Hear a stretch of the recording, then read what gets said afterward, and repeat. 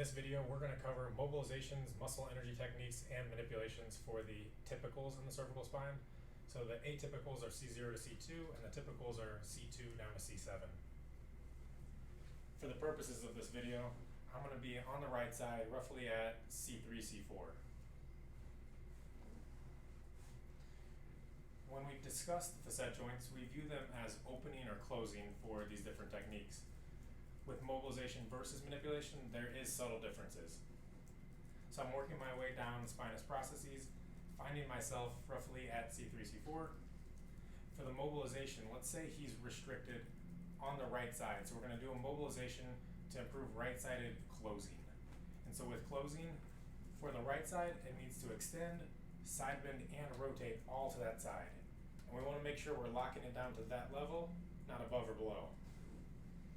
So first, with both hands, I have him on either side of the spinous process and bring him into a little bit of extension. Because it's closing on the right, we're going to do a right side bend just down to that level. And then finally, right rotation. That's where we do the mobilization.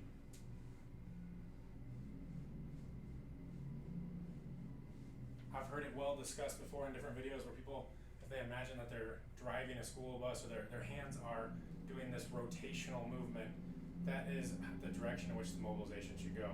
So my hands are on his articular pillars, moving back and forth, helping glide that joint into the closing position. So for the mobilization, it's close, close, close. But then for the manipulation on the right side, we're going to close down to that same level. But then we have to open it up.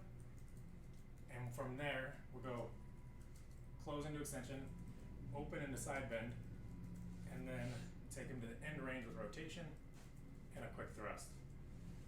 One thing that people often miss is that as they're taking them into the side bend component to rotate, they lose the side bending, so they end up just rolling out of it. As you're doing that technique, make sure that you maintain the side bend.